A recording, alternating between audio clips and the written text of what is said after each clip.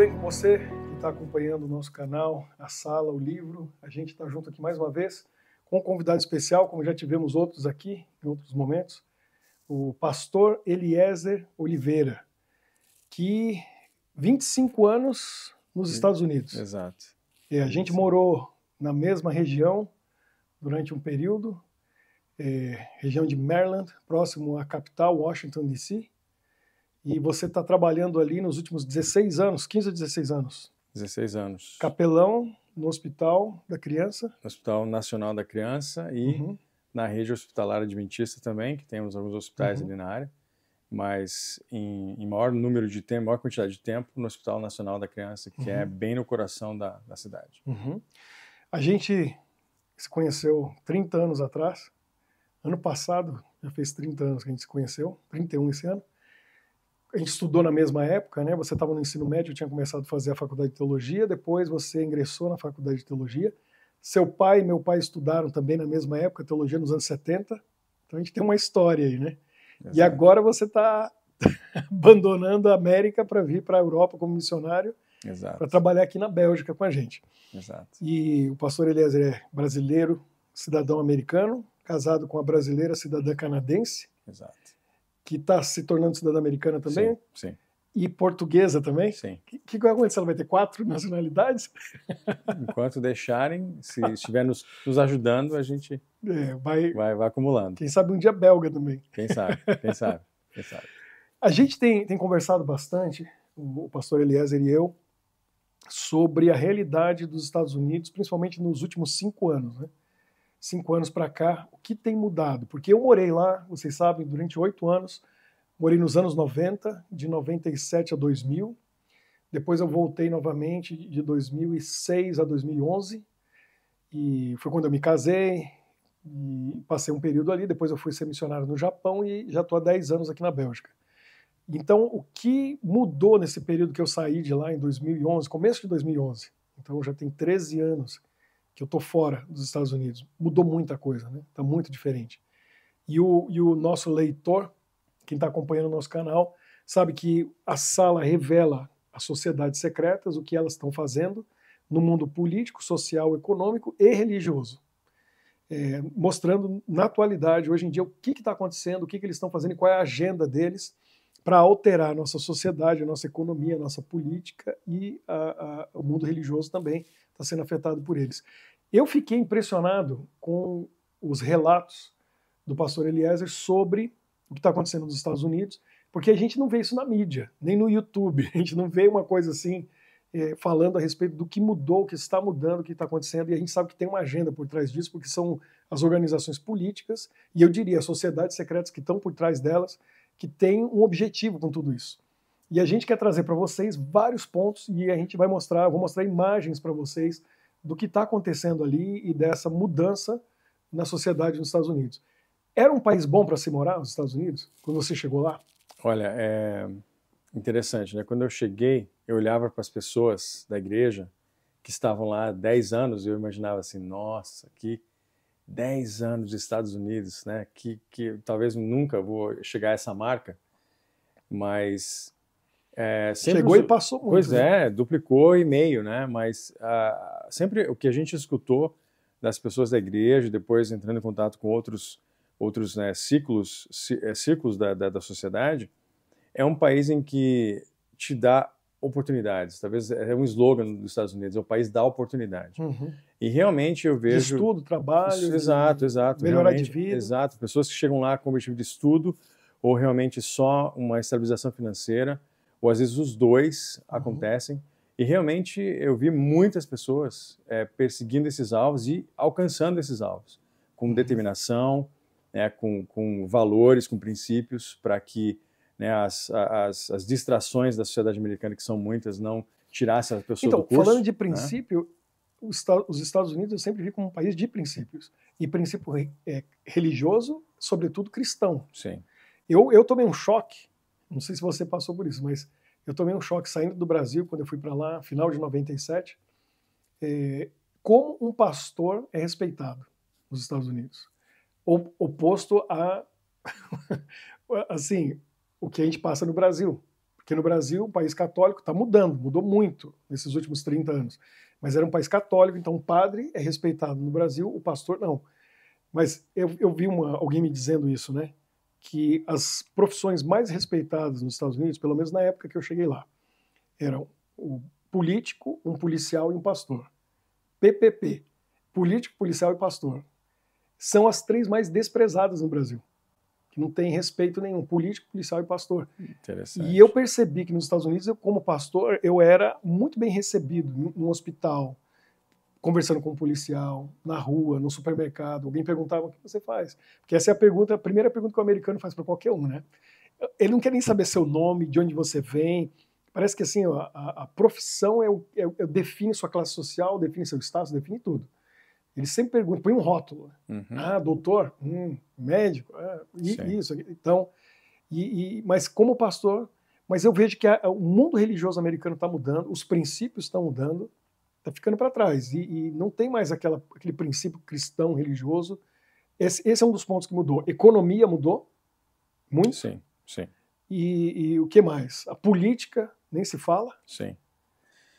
Eu acredito que existem várias camadas de mudança que a gente vai, com o tempo, percebendo, né? Eu acredito que hoje em dia, ao chegar nas cidades grandes americanas, a primeira coisa é visual. Você vai chegar a partes turísticas, a partes importantes do governo, a parte de lazer, e você vai perceber uma infinidade de áreas ocupadas por moradores de rua. Que isso, há 5, 10 anos atrás, era algo que nunca poderia ter sido imaginado por quem morava lá. Então, tá cheio de gente morando na rua. Você falou que barracas, estão acampados. Eles chamam de vilas de barracas. Vilas de barracas. Múltiplas vilas de barracas por cidades importantes, não só em periferia, locais importantes. Em locais importantes, em frente de monumentos, em frente de órgãos governamentais, parques importantes. Mas isso é uma coisa assim que por uma semana, 2, está acontecendo recentemente ou permanente? Então, há quanto tempo tem gente, por exemplo, morando nessas vilas de barracas aí nas cidades grandes? Múltiplos anos. Eu acho que nós estamos na terceira administração presidencial, terceiro termo presidencial dos Estados Unidos, que começou, que agravou esse cenário. Então, pode dizer 12 anos, 10 anos aí. Que vamos para mais de 10 anos. Tem vilas assim, de barraca, morando criadas assim há 10 anos. E crescendo. E incentivadas pelo governo. Incentivadas pelo governo. Então, isso que é interessante, que você talvez não sabe como eu não sabia. E quem são essas pessoas? Quem é esse povo? Que é um americano que ficou desempregado, gente que houve uma crise, aconteceu alguma coisa e foi morar na rua, ou é gente que está vindo de fora? Quem que é esse povo que está morando ali? Eu acredito que no início desse período de 10, 11 anos, talvez uma porcentagem era de pessoas que estavam passando por dificuldades financeiras. Mesmo tendo muita estrutura de abrigos oficiais, públicos, existem pessoas que preferem morar na rua, porque no abrigo tem regras.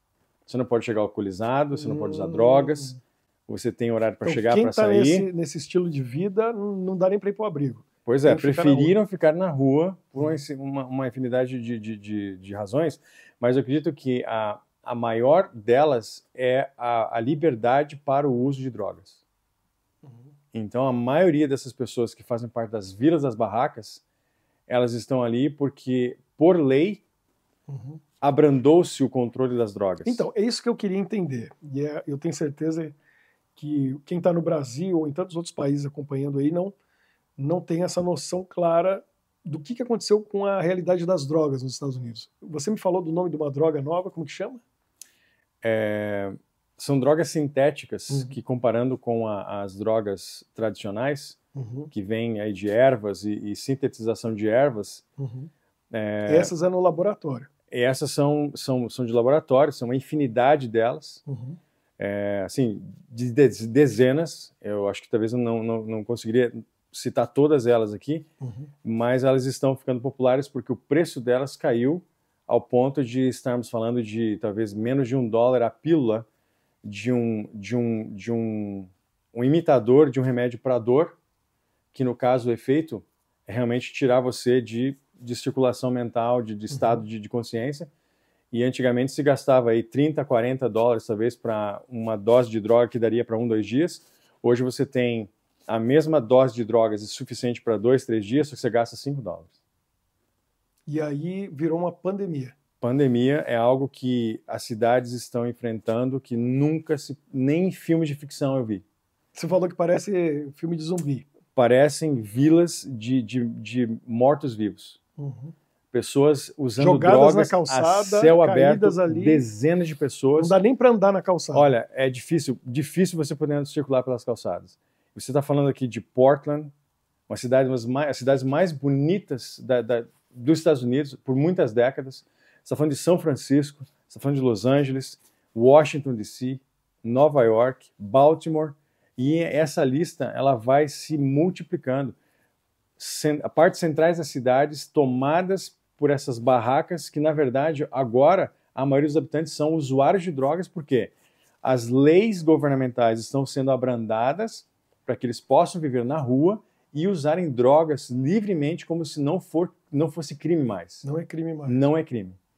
Então, mas está tirando a vida deles ou tirando da sociedade mesmo. Existem, talvez a gente pode colocar as imagens, né, de alguns lugares, prefeitos falando que, olha, 10 anos atrás, as mortes por overdose nessa cidade X eram 5 por ano. Algumas dessas mesmas cidades, os mesmos prefeitos, estão falando que hoje estão por volta de 600 por ano. Olha só o escalonamento da proporção desse problema. E o que vem junto com as drogas? Vem a criminalidade. Então, por exemplo, Washington, D.C., que é a cidade que eu estou há 25 anos, você tem hoje múltiplos crimes realizados todos os dias a ponto de recebermos alertas no nosso telefone. Evite a rua tal, o campus da universidade tal, coisa que antigamente, à noite, nós podíamos passar lá para tirar uma foto no monumento, passear como os não turistas. Dá nem para passear. Né? Não tem Eu como. passei muito em Washington à noite, vendo os monumentos e sabe? Tirando fotos. É uma situação que é impressionante. As vilas das barracas trouxeram agora não só os desfavorecidos financeiramente, mas a maioria são usuários de drogas que estão comprometendo já a qualidade e a segurança assim ao extremo da própria habitação, da própria população, ao ponto de os componentes dos partidos que empurram, né, essa agenda, a situação está ficando tão grave que já começa a existir dissensão, controvérsias entre os próprios membros do partido que está promovendo essas agendas. Está tão grave que algumas próprias pessoas deles estão falando, estamos indo longe demais. Já existem conflitos e atritos no próprio partido que está bancando esse tipo de agenda. Então a situação realmente é algo que mudou a figura americana, principalmente das grandes cidades. Não é mais o mesmo país. Muito triste. E você percebeu, feito intencionalmente. Ou seja, as por leis, lei. Por lei, eles estão permitindo isso. Então a impressão que a gente tem é que o mundo está sendo conduzido, e os Estados Unidos é o reflexo primeiro disso, sendo conduzido por um caos. Para chegar num ponto que vai ficar insustentável, insuportável, e as pessoas vão clamar por uma solução. E aí vem o que a gente está estudando, que o livro, a sala fala a respeito disso. Vão surgir leis para resolver o problema, que vão, quem sabe, a gente sabe pela profecia, vão ser um confronto direto com a lei de Deus, mas as pessoas vão aceitar, vão concordar, porque precisam resolver o problema, tem que voltar a uma vida normal, não, como a gente viu na pandemia, no Covid e tudo isso. Quer dizer, a gente aceitando coisas, situações, porque não tem outra escolha, tem que resolver o problema. Sim. Você falou uma coisa interessante, que, por exemplo, a nova geração não respeita mais as leis como antigamente, aquela menina pulando a catraca do metrô e o guarda não faz nada. Que história é essa? Sim. As coisas estão assim agora. Isso é algo que eu tenho visto mais e mais ultimamente. As leis de transporte e segurança não sendo respeitadas por pessoas que estão sendo criadas nessa ideologia. Né? Então, é comum hoje você estar no metrô americano, de alguma cidade dos Estados Unidos, em que você paga a sua passagem, mostra o seu cartãozinho ou pelo aplicativo, mas pessoas na sua frente com telefone caro, com fones de ouvido caro, roupas caras, simplesmente passam por cima da roleta, assim, às dúzias, juntamente com a polícia, e não se faz nada. Então, as leis realmente sendo abrandadas da ordem, e aí vai afetando a segurança. Um exemplo que eu vi recentemente, a prefeita de São Francisco, em conflito com o promotor de São Francisco. Dois do mesmo partido, e ela chegou à conclusão, está falando que já chegamos, essa situação das drogas está longe demais, já virou um estado de emergência. E o promotor falando, se você prender, eu não vou processar. Se você prender a pessoa que está quebrando a regra com relação à droga, delitos, furtos, eu não processo, eu vou soltar. Então não adianta nada. Então, olha só a situação. Leis estaduais sendo implementadas de que até $900, se você entrar numa loja e levar, você não pode responder por isso. É o shoplifting, que é o termo deles. Você pode chegar, roubar e a polícia não te prende, porque existe uma lei que protege esse tipo de ação para favorecer, segundo eles, uma população que não tem condição, não tem acesso a esses bens. Não tem sentido, né? É uma coisa que para mim não faz sentido nenhum. Como que tem uma lei que protege o ladrão? E quer dizer, então, mas tem alguma checagem? Não, você realmente que se qualifica a ter esses $900, porque você, quer dizer, se um adolescente que, vamos dizer, é rico, qualquer um se enquadra. Ele entra ali, pode pegar alguma coisa, não vai ter ninguém verifica, né? Se essa pessoa comete um delito, ninguém vai atrás. Às vezes passa pela frente da polícia. Você falou que tem imagens de gente entrando num mercado, numa farmácia, alguma coisa. Bolsas pretas grandes, assim, e joga dentro das coisas. E tá tudo certo. Segurança está ali armado. Passam pela frente de seguranças e não acontece nada. Nada. Exato. Tranquilo, vai embora, ninguém faz nada. Exato. Quer dizer, o que aconteceu? O mundo está de cabeça para baixo.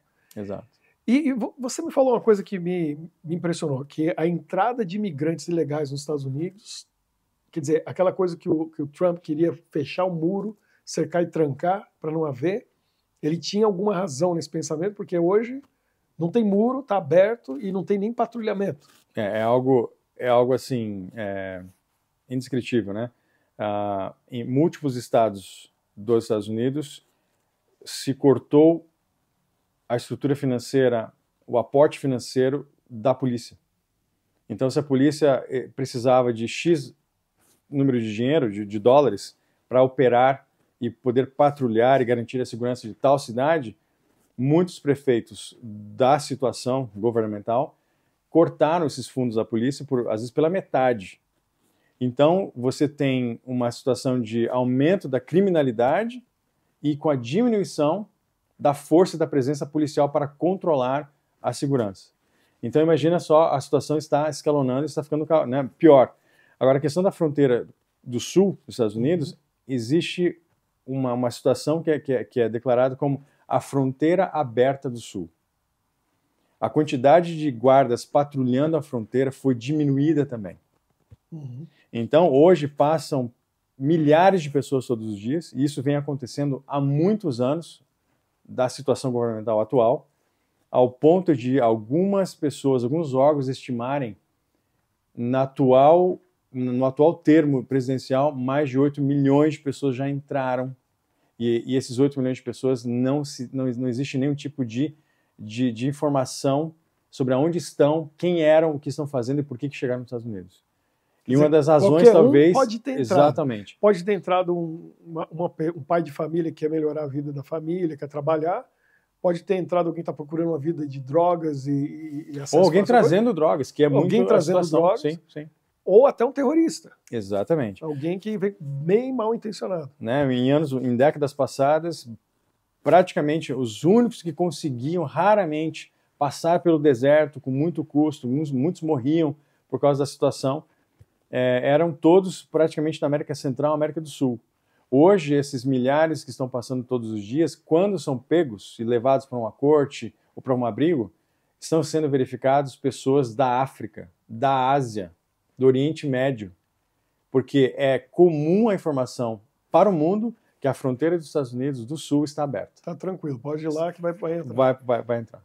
E se você quiser checar na internet, a quantidade de vídeos mostrando e a guerra entre o Congresso americano um lado querendo fechar as fronteiras e realmente organizar essa parte da migração, e a outra achando que está tudo certo.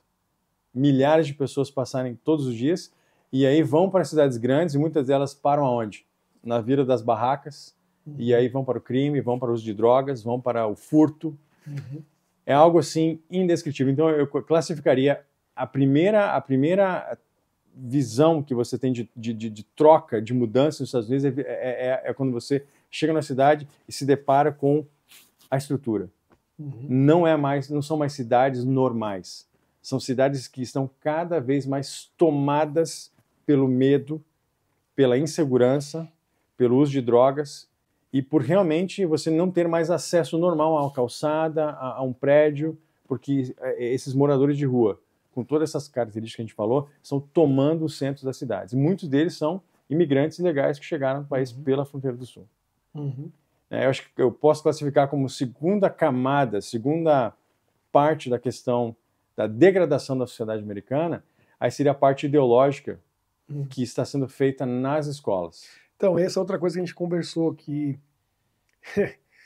tem uma agenda nas escolas, e não é só na Califórnia, onde a gente vê claramente o que está acontecendo ali, mas no país todo está indo, está chegando. Está se alastrando. Essa agenda que a escola cuida da criança e o pai e a mãe não pode interferir, ela educa, ela que dá os princípios, ela que diz o que é certo, o que é errado, e até temas que o pai e a mãe que devia apresentar, a escola apresenta. Exato. E define para a criança como ela deve pensar. Exato. Filosofia de que quem educa em todos os aspectos é a escola. Os pais estão, por uma agenda oficial, sendo separados das crianças.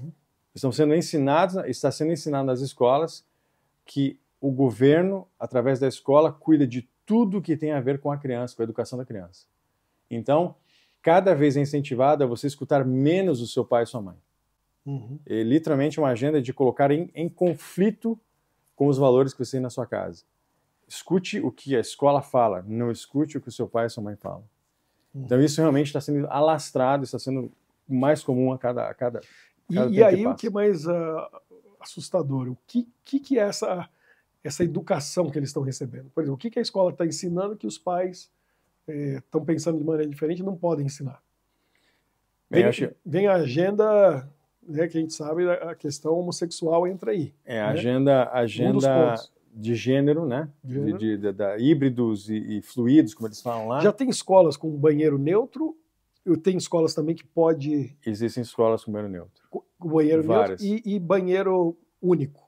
Será que também Existem escolas com banheiro único. A gente ouve falar isso aqui na Europa também. Que muitas vezes se confunde com o neutro. Você pode entrar em qualquer banheiro, ou aquele ali você pode receber qualquer tipo de pessoa, mas estamos com um problema muito sério, acho que talvez acontece em outras partes do mundo, que é o uso do banheiro, talvez feminino, por meninos que se identificam como meninas.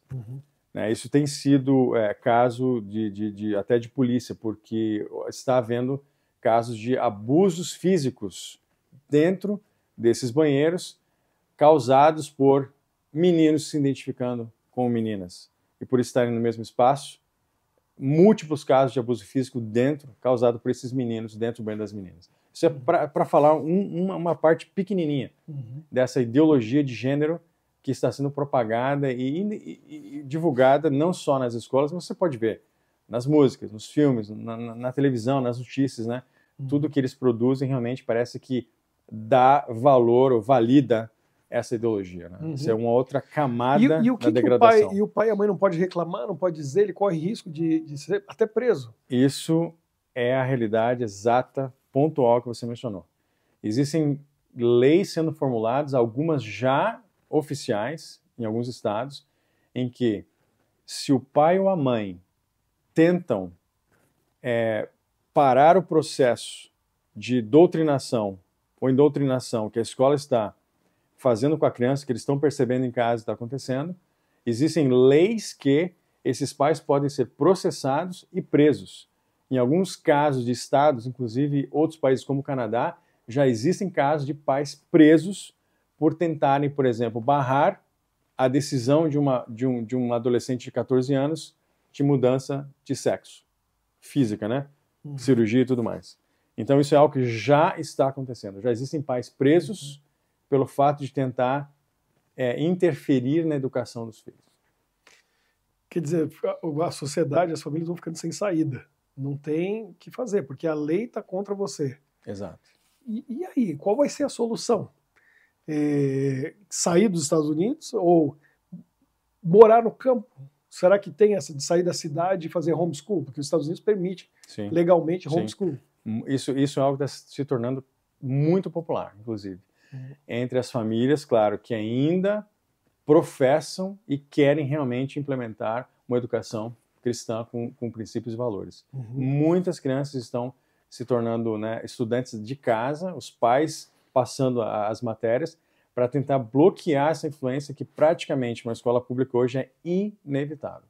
Existem as escolas particulares, cristãs, que ainda eu acredito que têm menos influência dessa ideologia, mas muitas pessoas estão optando por fazer a escola em casa e depois a criança faz os testes, né, faz as provas e aí tem os certificados de passagem de ano. Mas isso é algo realmente preocupante e acontecendo em muitas famílias. Escola dentro de casa, para evitar toda essa exposição ao que está sendo ensinado. E você mencionou o Canadá, ali do lado, México e Canadá também estão sofrendo, percebe alguma influência disso? O Canadá já tem também essas leis?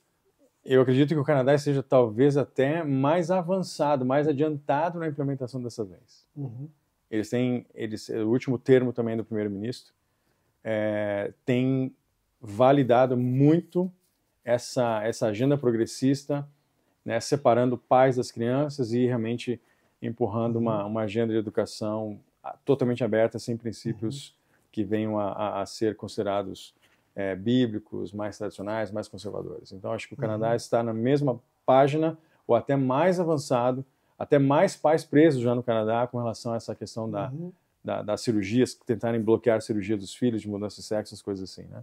E esse ano é ano de eleição. Esse ano é ano de eleição nos Estados Unidos. E o que você acha que vai acontecer? Porque do jeito que foi esse último mandato, foi esse sentido liberal como já tinha sido anteriormente com Obama, né? No período Obama, que a gente está com o vice-presidente do Obama, né? Exato. Dando continuidade ao que ele fez. Ele foi o primeiro a fazer certas coisas revolucionárias, né? Sim. Até aquele ponto, a oficialização mesmo legal do casamento homossexual foi ali, né? Obama, entre outras coisas. Sim. E essa visão da escola também, ele implementou muita coisa. Tudo implementando. Se o presidente é reeleito, vai continuar a mesma coisa. Eu acho que continua-se na mesma direção, cada vez com mais degradação desses valores, dessa estrutura. Mas e mesmo que venha outro, um republicano, vai mudar alguma coisa? Ou você acha que essa ideologia já está tão... que mesmo não vai conseguir frear? Essa é uma pergunta, é a famosa pergunta de $1 milhão.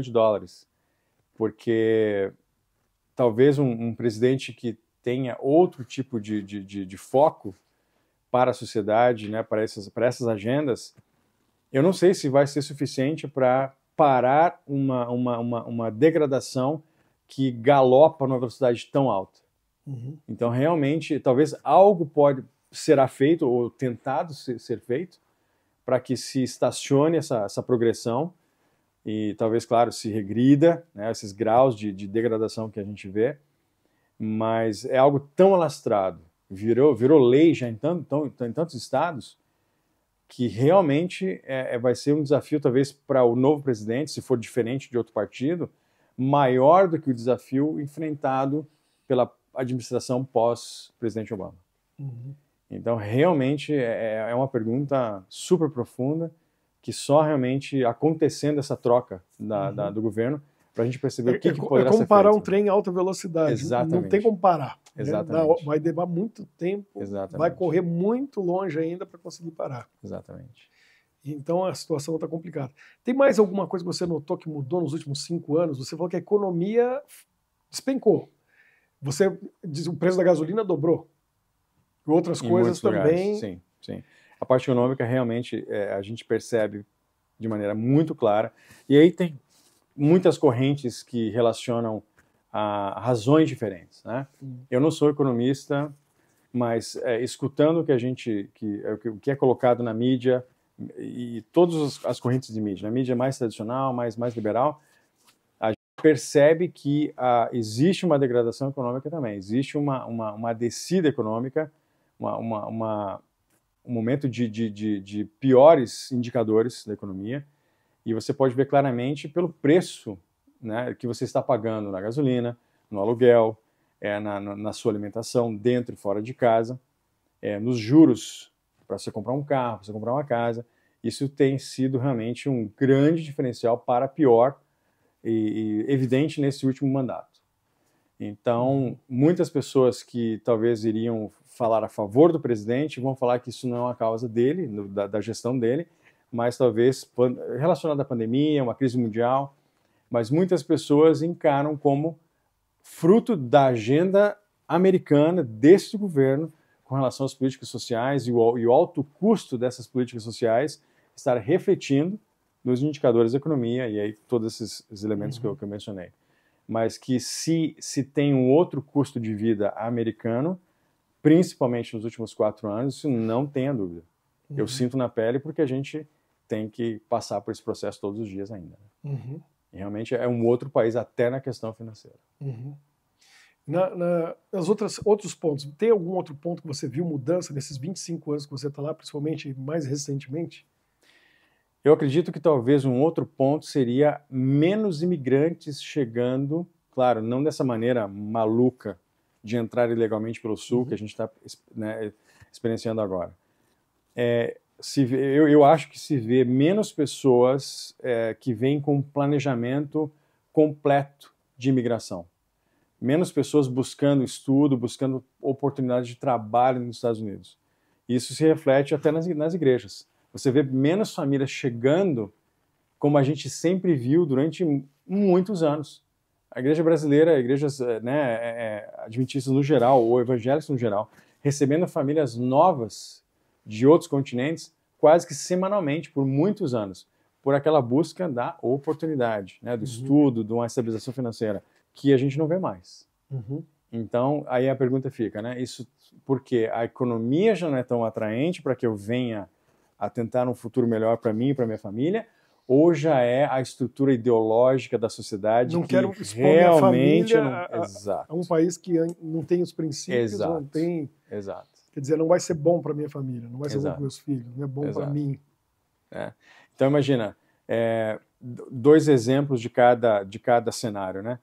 A razão número 1 hoje de falência pessoal nos Estados Unidos são gastos com o sistema de saúde. Isso é um absurdo. O número 1 de uma pessoa ter que declarar bancarrota e ficar sem crédito, perder tudo, conta de hospital. Quer dizer, no país você não pode ficar doente. Você não pode ficar doente. Ou você tem que realmente ter uma grande oportunidade de um empregador com uma estrutura muito forte poder pagar esse plano de saúde para você. Senão você realmente não tem direito de ficar doente.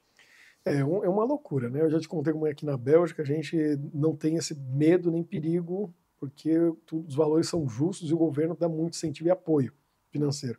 Mas eu tenho um amigo nos Estados Unidos, a gente tem um amigo em comum, me contou a história e eu fiquei impressionado, porque ele pagava na época, estamos falando mais de 10 anos atrás, 800, 900 dólares por mês no plano de saúde dele. Só que era assim, a franquia, um lugar assim, era 10 mil dólares, ou seja, só cobria qualquer coisa acima de 10 mil. Abaixo de 10 mil dólares tinha que sair do bolso dele. Quer dizer, você já paga quase $1.000 por mês por uma coisa que você não vai usar. Exato. Só se ficar muito doente, a gente vai fazer uma cirurgia. E aí ele disse que foi esquiar e caiu, sofreu um acidente, quebrou o braço. E aí, para poder colocar o gesso, coisa simples, né? Tecnicamente, a gente vê no Brasil uma coisa rotineira, comum. Custou $8.500. Quer dizer, um absurdo já para um braço quebrado. Não está correndo risco de morte ali, né? E aí o seguro de saúde dele não pagou nada. Ele teve que pagar os 8.500 porque ficou abaixo dos 10 mil. 10 mil. Então, que sentido tem, né? Quer dizer, o médico ali ganha muito bem, os hospitais, é um sistema... Como o sistema educacional americano é um sistema para fazer dinheiro. Exato. Eles não estão preocupados em educar. É realmente uma empresa... E nem salvar a vida, né? Pois é. O hospital, porque é para fazer dinheiro. E faz mesmo, muito Sim, dinheiro. sim, É um sim. sistema criado para enriquecer. Eu acredito que existem exceções, né, a essa regra, mas se você vê aquele capitalismo na sua total, no seu total significado da palavra selvagem, na educação, na O saúde. que custa hoje o tuition, né, de uma faculdade? Uma faculdade boa. Não estou falando uma faculdade boa. O que um pai ou uma mãe vai pagar por ano o boarding, né, do filho, estudando um ano na faculdade? Eu acredito que se for um curso que não seja talvez um curso técnico somente, eu acho que deve estar por volta de 20, 25 mil dólares o ano só a mensalidade. Mas depende do curso, né? Agora, se eu for fazer um curso diferente, numa universidade diferente, esse número pode chegar a 55 mil por ano, 60 mil por exemplo, por ano. eu tenho um amigo que a filha está fazendo odontologia. E ele diz que é caríssimo. Sim. Você tem ideia de quanto custa? Eu acredito que é mais de 35 mil por ano. Uma universidade boa. Porque ele diz que ela vai sair dali com dívida e é aquela coisa, porque o estudante hoje nos Estados Unidos estão fazendo faculdade, ele pega um empréstimo e ele vai levar às vezes 10 anos como profissional para pagar esse empréstimo com os juros da faculdade. Ou seja, ele vai começar a trabalhar já com dívida e aí ele vai ficar um tempão para pagar os estudos. Isso são impactos que vão refletir na questão financeira, né? O outro exemplo que foi recente agora, e é fácil achar na internet, uma mãe que entra na sala de aula do filho e percebe que no mapa mundi, uma aula de geografia, na tela do mapa mundi, que praticamente tomava quase que uma parede da sala de forma total, esse mapa mundi, na aula de geografia, estava coberto por uma bandeira colorida. E essa mãe pediu licença. Um arco-íris de 6 cores. Foi lá e removeu aquela bandeira e falou para a professora: o meu filho está aqui para aprender o que está aqui nesse mapa. Isso aqui é aula de geografia. Eu estou lutando para que ele aprenda. Eu tenho certeza que eu não sou a única mãe aqui lutando para que ele aprenda o que ele precisa para ser um profissional de sucesso que realmente possa levar para a vida esse conhecimento. Então, isso que você colocou aqui não é o que meu filho e os outros estão aqui para aprender. E aí essa professora imediatamente chama a segurança da escola e essa mãe é removida da sala.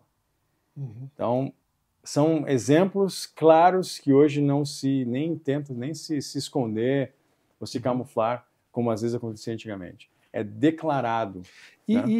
Obviamente a gente sabe que já há muito tempo nos Estados Unidos, numa escola pública, não se pode fazer oração, não pode levar a Bíblia. Sim. Isso é proibido. Sim.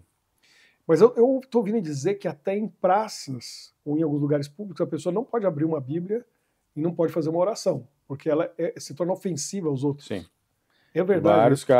Vários casos de pessoas lendo a Bíblia embaixo de uma árvore, num parque, no domingo à tarde, sábado à tarde, e ao pessoas passarem e verem, acionaram a polícia porque se declararam ofendidas pelo gesto de alguém, de maneira isolada, privada, estar lendo a Bíblia.